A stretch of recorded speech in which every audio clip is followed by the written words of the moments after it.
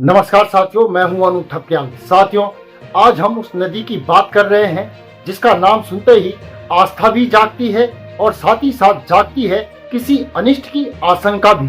जी हां, हम अलकनंदा नदी की बात कर रहे हैं जो इस वक्त अपने रौद्र रूप में आ चुकी है। पहाड़ों से टकराती हुई, घाटियों को डुबाती हुई और इसके साथ ही लोगों के दिलों में 2013 की भयावह आपदा की यादें ताजा करती हुई नजर आ रही है। अलकनंदा नदी की यह तस्वीरें श्रीनगर से कुछ ही आगे रुद्रप्रयाग की तरफ की हैं, जहां बद्रीनाथ हाईवे तक पानी में समा चुका है। गाड़ियां थम गई हैं, आवाजाही बंद कर दी गई है।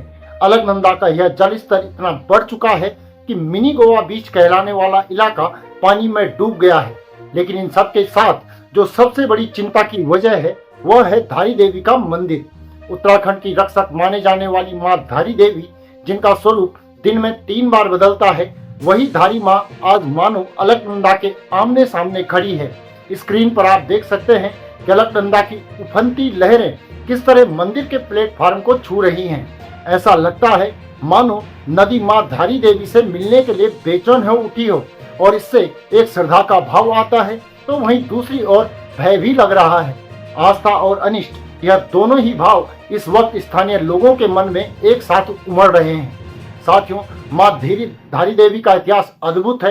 कहा जाता है कि द्वापर युग में बाढ़ आई और देवी की मूर्ति अलकनंदा में बह गई, फिर वहीं एक चट्टान से टकरा गई और तब स्थानीय लोगों ने वहीं पर मंदिर का निर्माण किया और तभी से माँ धारी देवी उत्तराखंड की रक्षक भी कही जाने लगी। एक बार फिर वही देवी पानी से घिरी खड़ी है। आपको 2013 का मंजर तो याद होगा ही, तब मंदिर को पुनर्निर्मित करना पड़ा था और आज 12 सालों के बाद एक बार फिर वही मंजर आंखों के सामने आ गया है।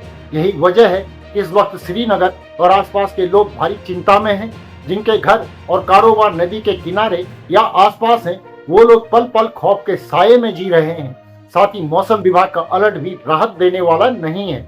अगले 48 घंटों तक और भी बारिश होने की संभावना जताई जा रही है। प्रशासन भी हालत को गंभीर मान रहा है। कंट्रोल रूम सक्रिय कर दिया गया है। पुलिस और आपदा प्रबंधन की टीमें पूरी तरह से चौकन्नी है। यहाँ तक कि गांव वालों को सतर्क रहने और सुरक्षित स्थानों पर शिफ्ट होने की सलाह भी दी जा रही है। लेकिन सवाल यह भी है कि क्या हमने 2000 जैसे भीषण त्रासदी से कोई सबक लिया? क्या हम नदी के साथ छेड़छाड़ करके बांधों का अंधाधुंध निर्माण और अव्यवस्थित शहरीकरण से इस आपदा को और बढ़ावा नहीं दे रहे हैं? क्या यह सिर्फ एक धार्मिक स्तर की सुरक्षा का सवाल है? यह सवाल हमारी नीतियों, हमारी जिम्मेदारियों का भी है। अलकनंदा नदी अपनी धाराओं में सिर्फ पानी ही नहीं ला रही है, बल्कि वह अपने साथ एक चेतावनी भी ला रही है कि प्रकृति से छेड़छाड़ हमें कितनी भयावह पड़ सकती है। और इस वक्त जहां एक तरफ मां धारी देवी के प्रति श्रद्धा है, तो वहीं दूसरी ओर अलकनंदा की उफनती लहरों का भय भी है। इस बारे में आपका क्या कुछ कहना है, कमेंट करके जरूर बताएं। इस वीडियो को ज्यादा से ज्यादा शेयर करें। हमारे चैनल को सब्सक्राइब कर लें। आप नीचे दिए गए नंबर या फिर QR कोड के जरिए हमारा आर्थिक सहयोग भी कर सकते हैं। अभी के लिए इतना ही। अगली वीडियो में जल्द ही पुनः मुलाकात होगी। तब तक के लिए नमस्कार।